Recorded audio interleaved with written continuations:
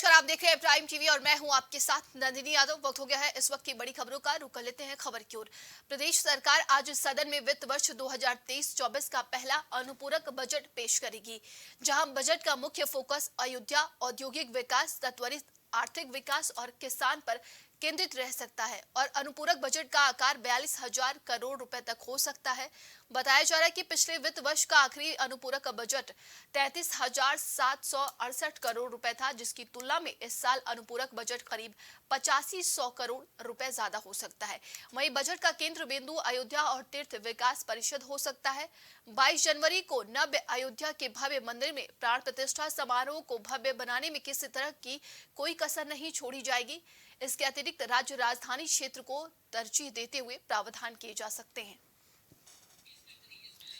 तो बता दें कि आज विधानसभा सत्र का दूसरा दिन है। बताया जा रहा है कि कई अनुपूरक बजट आज पेश किए जा सकते हैं। 2023 और 24 को लेकर प्रदेश सरकार आज सदन में वित्त वर्ष 2023 और 24 का पहला अनुपूरक बजट पेश करेगी, जहां बजट का मुख्य फोकस अयोध्या, औद्योगिक विकास, त्वरित आर्थिक विकास और किसान पर केंद्रित रहने वाला है। और अनुपूरक बजट का आकार 42,000 करोड़ रुपए तक हो सकता है। ये भी बताया जा रहा है कि पिछले वित्त वर्ष का आखिरी अनुपूरक बजट 33,768 करोड़ रुपए था, जिसकी तुलना में इस साल अनुपूरक बजट करीब 8500 करोड़ रुपए ज्यादा हो सकता है। वहीं बजट का केंद्र बिंदु अयोध्या और तीर्थ विकास परिषद हो सकता है।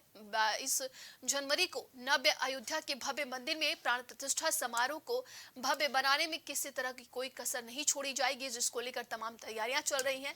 इसके अतिरिक्त और कहा यह भी जा रहा है कि राज्य राजधानी क्षेत्र को तरजीह देते हुए प्रावधान किए जा सकते हैं।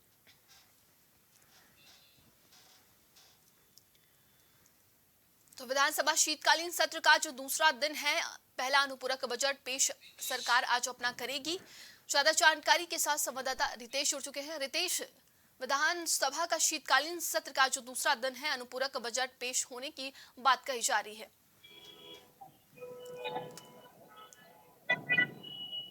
रितेश, आप तक मेरी आवाज पहुंच रही है क्या? देखिए, शीतकालीन सत्र का जो दूसरा दिन है, अनुपूरक बजट आज पेश करेगी सरकार। देखिए नंदिनी, जिस तरीके से विधानसभा का शीतकालीन सत्र चल रहा है और 4 दिन का शीतकालीन सत्र होगा।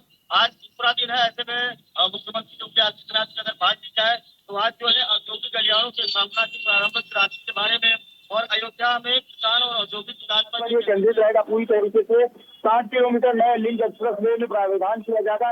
ऐसे में कई ऐसे अनुपूरक बजट हैं जो आज पेश किए जा सकते हैं। हंगामेदार सदन होगा, क्योंकि जिस तरीके से जातिगत जनगणना को लेकर के पूर्व मुख्यमंत्री अखिलेश यादव लगातार हमला बोल रहे थे, तो उसको लेकर के भी कहीं ना कहीं आज वो वहां पर खत्म हंगामेदार रहेगा। फिलहाल अगर आज की बात की जाए तो आगरा व पूर्वांचल एक्सप्रेस वे को जोड़ने के लिए भी प्रावधान लाया जा सकता है। जी, देखिए, अयोध्या के भव्य मंदिर में प्राण प्रतिष्ठा की तैयारी चल रही है, उसको लेकर भी कहा जा रहा है कि कई तरह के बजट पेश किए जा सकते हैं आज।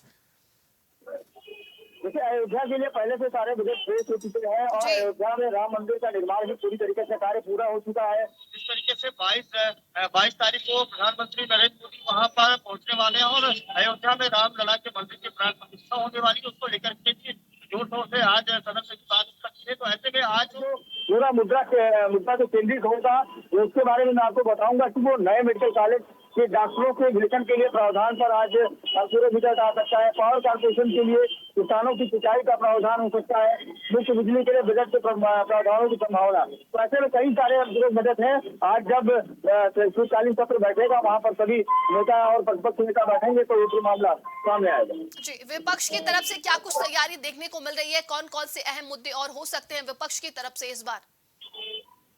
देखिए, सबसे बड़ी बात है विपक्ष जिस तरीके से हमला बोल रहा है वो केवल जातिगत जनगणना को लेकर के। जिस तरीके से 2024 का लोकसभा चुनाव होने वाला है, उस चुनाव को लेकर के अगर बात की जाए तो उत्तर प्रदेश के जो पूर्व मुख्यमंत्री अखिलेश यादव रहे हैं, तो उनके साथ उन्होंने साफ तौर पर ये कहा है कि जातिगत जनगणना को लेकर के वो मुद्दा छेड़ सकते हैं, महंगाई को लेकर के वो मुद्दा छेड़ सकते हैं, महिलाओं की सुरक्षा के लिए वो मुद्दा छेड़ सकते हैं। तो ऐसे में कई सारी चीजें आज सदन में उठ सकती है। इस तरीके से 112 में जो महिला कर्मी थी, जो वहाँ पर काम कर रही थी, उसका भी मुद्दा छेड़ सकता है। जी, जिस तरीके से आपने बताया कि रितेश, किसानों का भी ध्यान रखा जाएगा इस बार और तीर्थ स्थलों पर ज्यादा फोकस करने की बात कही जा रही है, तो किस तरीके से तीर्थ स्थलों को लेकर क्या कुछ इस बार बजट पेश किया जा सकता है?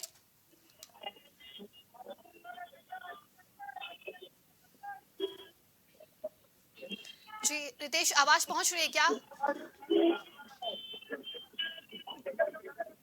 जी रितेश, तमाम जानकारी के लिए बहुत बहुत धन्यवाद। तो देखिए, आज शीतकालीन सत्र का दूसरा दिन है। विधानसभा शीतकालीन सत्र का जो दूसरा दिन होगा, जहां पर पहला अनुपूरक बजट आज सरकार अपना पेश करेगी। तमाम तरह के आज बजट पेश किए जाएंगे। किसानों को भी ध्यान में रखा जा रहा है और तीर्थ स्थलों को भी ध्यान में रखकर कई तरह के आज बजट पेश किए जाएंगे।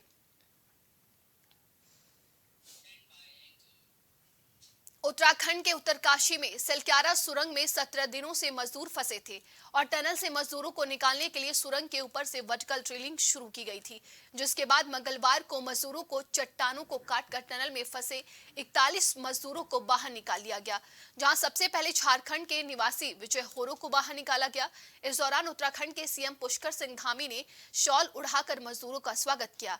बताया जा रहा है कि इन मजदूरों को मलबा भेद कर ड्रिलिंग मशीन के जरिए सुरंग बनाकर निकाला गया, जिसमें 800 mm के पाइप डाले गए।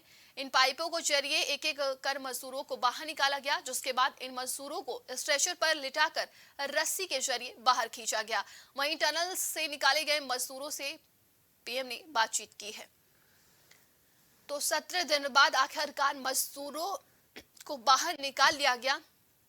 बता दें कि 12 नवंबर से मजदूर वहां पर फंसे हुए थे। तमाम तरह की जद्दोजहद के बाद आखिरकार मजदूरों के हौसले ने जिस तरीके से दिखाया, वहां पर उनके हौसले ने उन्हें बनाए रखा।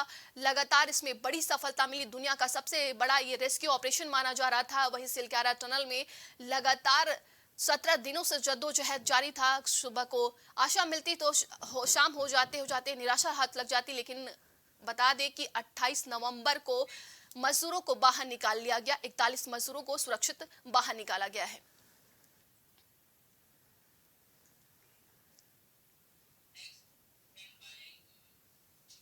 नम हवा, बादलों की आवाजाही और अब बारिश के बाद कोहरे ने दस्तक दे दी है। मौसम में इस बदलाव का असर सेहत पर भी पड़ रहा है, जिसके चलते अस्पतालों की ओपीडी में सर्दी, खांसी, बुखार, गले में खराश और कफ की समस्या लेकर मरीज पहुंच रहे हैं।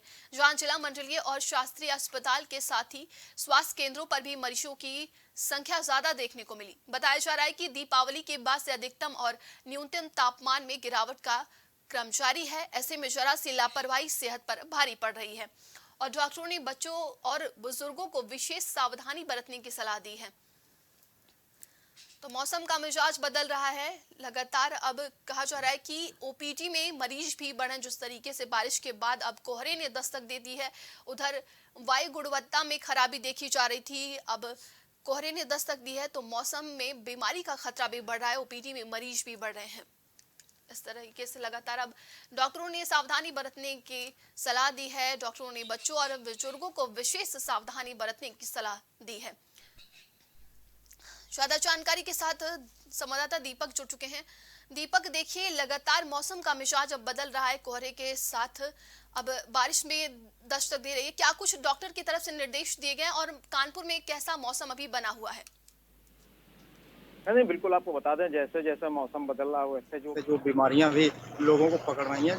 सर्दी का मौसम आ गया है और कोहरा भी दस्तक दे चुका है। अगर बात करें कानपुर की, तो कानपुर के अस्पतालों की जो ओपीडी है वहाँ भीड़ लग रही है। मरीज पहुंच रहे हैं और ज्यादातर मरीज खांसी, जुकाम और गले की खराश के पहुंच रहे हैं। हालांकि डॉक्टरों की अगर बात कर रहे हैं तो डॉक्टर उनको दवा तो दे रहे हैं, लेकिन मरीजों से ये कह रहे हैं कि अपना ख्याल रखें। अगर घर के बाहर निकलें तो वो जो है गर्म कपड़े पहन कर निकलें और खासकर बुजुर्ग जो बच्चे हैं उन पर विशेष ध्यान देने की आवश्यकता है कि किसी तरीके से उनको ठंडी न लगे। हालांकि जिला अस्पताल में देखा जा रहा है कि जो स्वास्थ्य विभाग के अधिकारी, वरिष्ठ अधिकारी हैं, वो लगातार जो है दिशा निर्देश दे रहे हैं कि किसी तरीके की कोई लापरवाही अस्पतालों में न बरती जाए और जो भी मरीज आ रहे हैं उनका इलाज पूरी तरीके से ध्यान से किया जाए। वहीं अगर बात करें गुणवत्ता की, तो पहले देखा गया कि वायु प्रदूषण बहुत ज्यादा फैला था, जिससे कि मरीज आ रहे थे। लेकिन अब जैसे मौसम चेंज हुआ, ठंडी का सीजन आया और इसके बाद जो है कोहरे ने भी दस्तक दी, इसके बाद भी देखा जाता है अस्पतालों में देखा जा रहा है किस तरीके से मरीज भारी संख्या में पहुंच रहे हैं अपना इलाज कराने। जी नंदिनी। जी। देखिए, कोहरे ने दस्तक दे दी है, ठंड भी बढ़ गई है। प्रशासन की तरफ से क्या कुछ व्यवस्था देखने को मिल रही है? देखिए, कानपुर प्रशासन की अगर बात की जाए तो जिस तरीके से लोग बुजुर्ग हैं जी। या अनाथ आश्रय हैं जैसे बने हुए हैं, तो कानपुर प्रशासन जो है लगातार एक्टिव है। ऐसे जो जो बुजुर्ग लोग हैं ठंड में रह रहे हैं, उनको कम्बल वितरण किए जा रहे हैं और उनका ख्याल भी रखा जा रहा है। तो कानपुर प्रशासन भी कोई चूक नहीं छोड़ रहा है अपनी तरफ से। हर व्यवस्था संभव व्यवस्था कानपुर प्रशासन भी मरीजों की कर रहा है, नंदिनी। जी, अस्पतालों में अभी किस तरह की स्थिति देखने को मिल रही है? जिस तरीके से आपने बताया कि ओपीडी में मरीज बढ़ रहे हैं, तो क्या कुछ हलचल तेज हो गई है? कितना हलचल तेज देखने को मिल रही है? जी बिल्कुल, अगर अस्पतालों की बात की जाए तो अस्पतालों में देखा जा रहा है कि ग्रामीण क्षेत्र से ज्यादा मरीज पहुंच रहे हैं। जी। शहरी क्षेत्र में से कम मरीज जा रहा है, लेकिन ग्रामीण क्षेत्र के मरीज बहुत ज्यादा पहुंच रहे हैं, ओपीडी में पहुंच रहे हैं और ज्यादातर बच्चे और बुजुर्ग पहुंच रहे हैं जिनको खांसी जुकाम की ज्यादा समस्या आ रही है और सर्दी सर्दी लगने का भी खतरा बढ़ा हुआ है। डॉक्टर लगातार जो है उनके बच्चों और बुजुर्गों के परिजनों से ये कह रहे हैं कि इनका ख्याल रखा जाए ताकि ये जल्द से जल्द ठीक हो और दोबारा इनको सर्दी जुकाम से बचाया जा सके और गर्म कपड़े ही पहन के रखे और घर वाले इनका ख्याल रखें, नन्ही। जी, तमाम जानकारी के लिए बहुत बहुत धन्यवाद आपका, दीपक। तो देखिए, बारिश के बाद अब कोहरे ने दस्तक दे दी है, ठंड बढ़ रही है, जिसको लेकर मौसम विभाग ने अलर्ट भी जारी कर दिया है। वहीं स्वास्थ्य विभाग की तरफ से भी अलर्ट जारी किया है बच्चों और बुजुर्गों के लिए कि वो अपनी सेहत का ज्यादा ख्याल रखें। और लगातार स्वास्थ्य विभाग की तरफ से निर्देश दिए गए हैं कि जिस तरीके से वायु गुणवत्ता में खराबी देखने को मिली थी, तो मास्क का भी प्रयोग करें। तमाम तरह के निर्देश दिए जा रहे हैं। वहीं प्रशासन की तरफ से भी तैयारियां देखने को मिल रही है अलग अलग जगहों पर।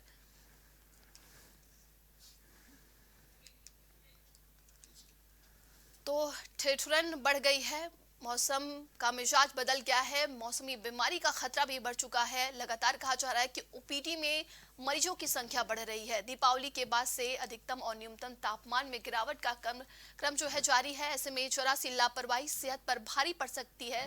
तो स्वास्थ्य विभाग की तरफ से डॉक्टरों और बच्चों को बता दें, डॉक्टरों ने बच्चों और बुजुर्गों को विशेष सावधानी बरतने की सलाह दी है, अपना ख्याल रखने को कहा है कि मौसम का क्योंकि मिजाज बदल रहा है, ऐसे में बीमारी का खतरा ज्यादा बढ़ जाता है। लोगों को खांसी, सर्दी, जुकाम, ये तमाम बीमारियां बढ़ जाती हैं। ऐसे में स्वास्थ्य विभाग की तरफ से निर्देश दिए गए हैं कि वो अपना ख्याल रखे। मौसम का मिजाज जिस तरीके से बदल रहा है, कहीं ना कहीं वो हमारी सेहत पर भारी पड़ सकता है। संवाददाता पवन हमारे साथ जुड़े हैं प्रयागराज से। पवन, क्या कुछ अभी मौसम की स्थिति देखने को मिल रही है प्रयागराज में? क्योंकि देखिए, लगातार डॉक्टर जो हैं वो बच्चों को, बुजुर्गों को सलाह दे रहे हैं कि वो अपना ख्याल रखें।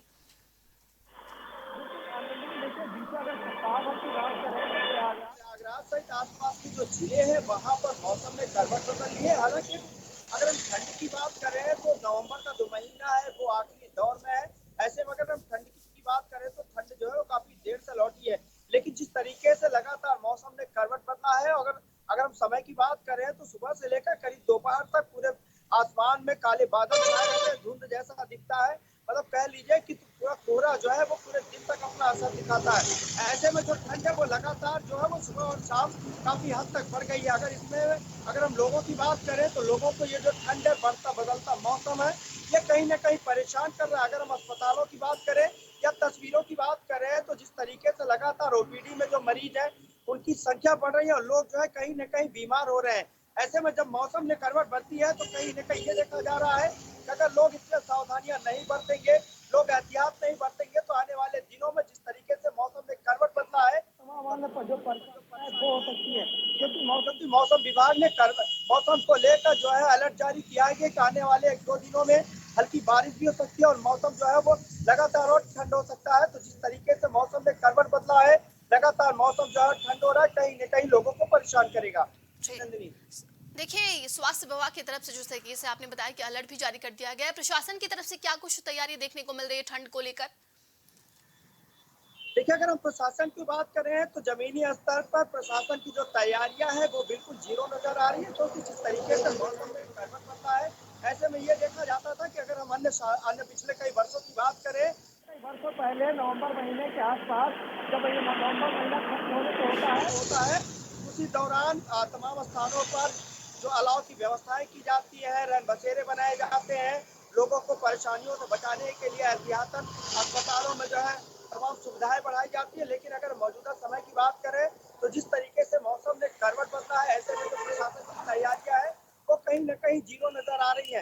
लेकिन जिस तरीके से मौसम ने करना है। अगर लोग इस पे एहतियात नहीं बरतेंगे, लोग इस पे अपने आप को जो है बचाएंगे नहीं, तो कहीं ना कहीं जो मौसम है वो उनको बीमार करेगा, उनको परेशान करेगा। क्योंकि लगातार अस्पतालों में जो ओपीडी है उसमें मरीजों की संख्या कहीं ना कहीं बढ़ रही है। निश्चित रूप से जिस तरीके से मौसम करवट ले रहा है, ऐसे में जो बच्चे हैं, बूढ़े हैं, उनको तमाम तरह की जो गंभीर बीमारियां हैं वो परेशान करेंगी।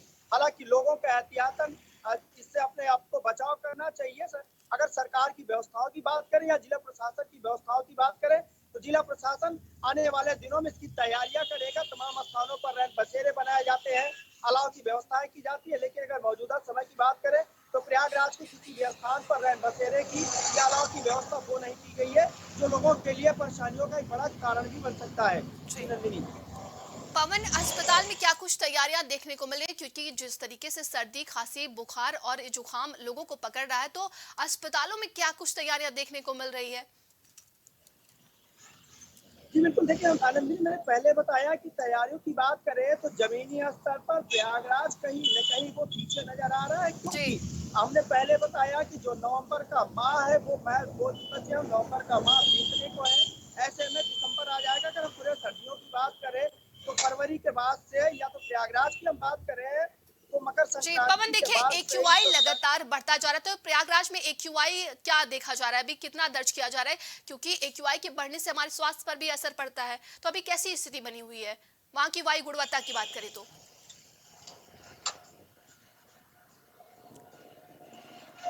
जी पवन, आप तक हमारी आवाज पहुंच रही है क्या?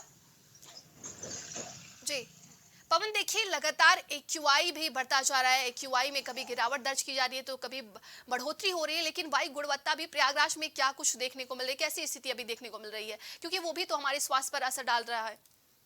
बिल्कुल बिल्कुल नंदिनी, देखिए अगर हम बीते दिनों की बात करें तो जिस तरीके से प्रयागराज सहित जो आसपास के जनपद कह लीजिए, जो आसपास के प्रदेश कह लीजिए, वहां पर जो एक्यूआई लेवल है वो कहीं न कहीं लोगों को परेशानियों का सबब बना हुआ था।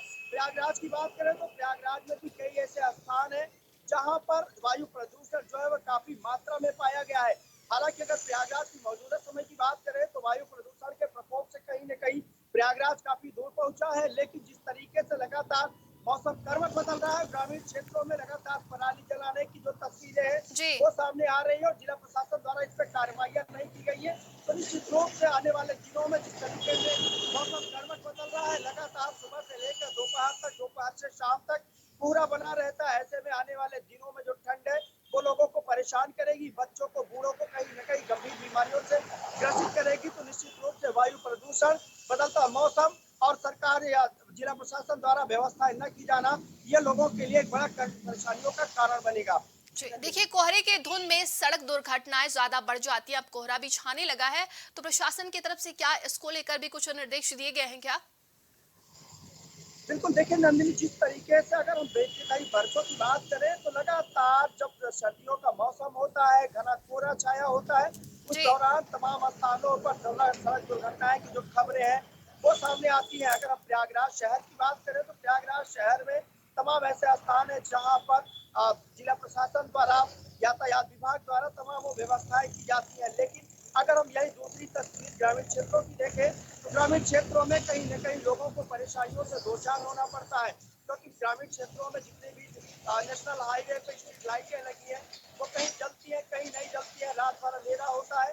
तमाम स्थानों पर कोहरे के कारण सड़क दुर्घटना की खबरें सामने है। तो निश्चित रूप से सड़क दुर्घटनाओं को रोकने के लिए, लोगों की परेशानियों को दूर करने के लिए इन सब समस्याओं को दूर करना पड़ेगा। क्योंकि जिस तरीके से लगातार मौसम बदल रहा है, अगर हम सुबह से देर रात तक की बात करें तो पूरा दिन गुजरने को रहता है और सुबह से शाम तक पिछले हफ्ते से लगातार कोहरा जैसा माहौल बना हुआ है। तो जिस तरीके से मौसम करवट बदल रहा है, जिस तरीके से ठंड अपना प्रकोप बढ़ा रही है, जिस तरीके से मौसम विभाग ने अलर्ट जारी किया गया है, तो आने वाले दिनों में लोगों को परेशानियों का सामना करना पड़ेगा। जी, जी तमाम नंदिनी। जानकारी के लिए बहुत बहुत धन्यवाद आपका पवन। तो नम हवा, बादलों की आवाजाही और अब बारिश के बाद कोहरे ने दस्तक दे दी है। मौसम में इस बदलाव का असर अब सेहत पर भी पड़ रहा है, जिसके चलते अस्पतालों की ओपीडी में सर्दी, खांसी, बुखार, गले में खराश और कफ की समस्या लेकर मरीज पहुंच रहे हैं।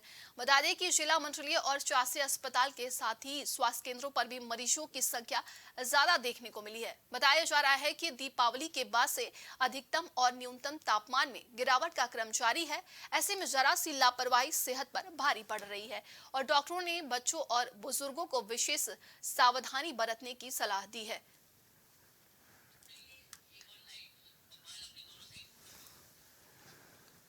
तो बारिश के बाद अब कोहरे ने दस्तक दे दी है। ऐसे में स्वास्थ्य विभाग के तरफ से अलर्ट जारी कर दिया गया है।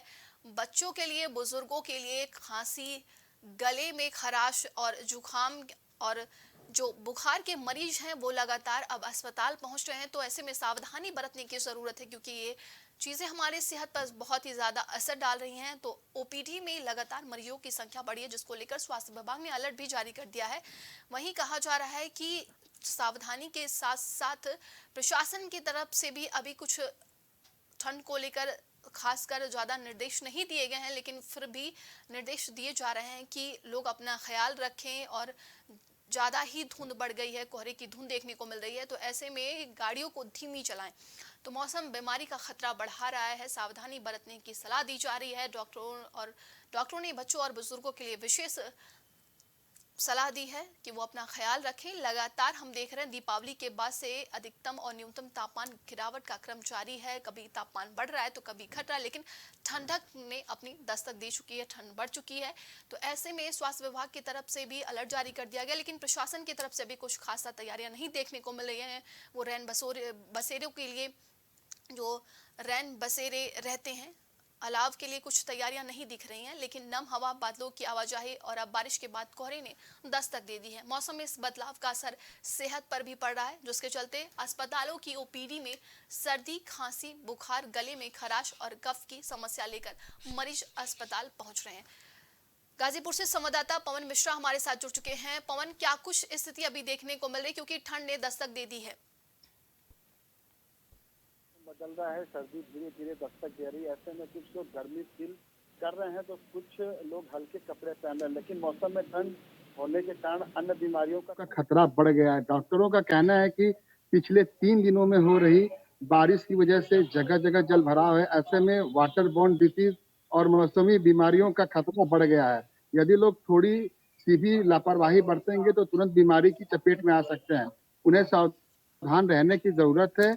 और इसमें सबसे ज्यादा हम आपको बताते चले कि वायरल इन्फेक्शन ज्यादा हो रहा है, जैसे डेंगू, चिकनगुनिया और टाइफाइड। आपको बताते चले कि मानसून के मौसम में वायरल इन्फेक्शन होना आम है। यह उन लोगों को जल्दी होता है जिनका इम्यून सिस्टम कमजोर होता है। इसमें फंगल इन्फेक्शन, बैक्टीरियल इन्फेक्शन, पेट का इन्फेक्शन और पैरों का इन्फेक्शन शामिल है। साधारण खांसी, जुकाम और बुखार भी वायरल इन्फेक्शन की कैटेगरी में आते हैं।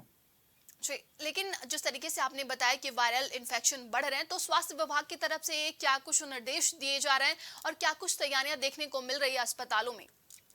बता दें कि जनपद गाजीपुर में जितने भी सामुदायिक स्वास्थ्य केंद्र हैं, लगभग इस बीमारी से पहले ही बड़े स्तर पे जिले में एक मीटिंग हुई थी, जिसको लेकर सबसे ज्यादा डेंगू के लेकर इस पे प्रशासन ने सभी चिकित्सा अधिकारियों को ये निर्देश दिया था कि अपने अपने जितने भी सामुदायिक स्वास्थ्य केंद्र हैं, सारी डेंगू के वार्ड को सुसज्जित कर लिया जाए कि किसी भी पेशेंट को कोई परेशानी ना हो। जी, प्रशासन की तरफ से क्या कुछ तैयारियां देखने को मिल रही हैं, पवन? जी, आपको बिल्कुल बताते चलें कि जैसा मैंने आपको बताया कि ये जो मौसमी है, बुखार होता है या वायरल इन्फेक्शन होता है, इसके पहले ही सामुदायिक स्वास्थ्य केंद्र जनपद में जितने भी हैं, लगभग उन्होंने अपनी सभी तैयारियां पूरी कर ली थी। और आपको बताते चलें कि जनपद गाजीपुर में हालांकि शुरू में डेंगू के मरीज बहुत मिले, लेकिन प्रशासन के अच्छे काम के चलते की वजह से इसमें कुछ गिरावट आई है। प्रशासन की तरफ से रैन बसेरों के लिए क्या कुछ तैयारियां देखने को मिल रही है? जी, मैं आपको बिल्कुल बता दूं कि जनपद गाजीपुर में अभी चूंकि उतनी ठंड नहीं हो रही है, इसलिए न कहीं अभी अलाव की व्यवस्था की जा रही है और न ही अभी किसी रैन बसेरे की व्यवस्था की जा रही है। जैसे ही अगर ठंड बढ़ती है तो प्रशासन की तरफ से ये सारी व्यवस्था मुहैया कराई जाएंगी। जी, अभी बात करें जिस तरीके से हम लोग सेहत पे बात कर रहे थे कि मौसम ने दस्तक दी है, सेहत पर असर पड़ रहा है, तो AQI लगातार देखिए कहीं गिरावट उसकी बढ़ रही है तो कहीं घट रही है, लेकिन अभी क्या कुछ गाजीपुर में स्थिति बनी हुई है AQI की? जी, हम आपको बिल्कुल बताते चले कि अगर हम बात करें डेंगू का, तो ये बारिश के मौसम में होने वाला रोग है। इसी मौसम में मच्छर पनपते हैं, मादा एडीज एडेप्टी के काटने से यह रोग होता है। इसके लक्षणों की बात करें तो 105 डिग्री फ़ारेनहाइट तक बुखार, बदन दर्द, ज्वाइंट पेन, प्लेटलेट्स का तेजी से घटना शामिल है। लक्षण दिखने पर डॉक्टर को जरूर दिखाएं। मच्छरों से बचाव के लिए जल भराव न होने दें। पूरी बाजू की शर्ट पहने, आसपास जल न भरा होने दें। तमाम जानकारी के लिए बहुत बहुत धन्यवाद आपका। तो ओबीडी में बढ़ रही है मरीजों की संख्या, लगातार स्वास्थ्य विभाग की तरफ से निर्देश दिए जा रहे हैं। देखिए अब ठंड ने दस्तक दी है, कोहरे की धुंध सुबह शाम देखने को मिल रही है, मौसम बीमारी का खतरा बढ़ चुका है। अभी के लिए इन खबरों में बस इतना ही। देश और दुनिया की तमाम खबरों के लिए आप देखते रहिए प्राइम टीवी।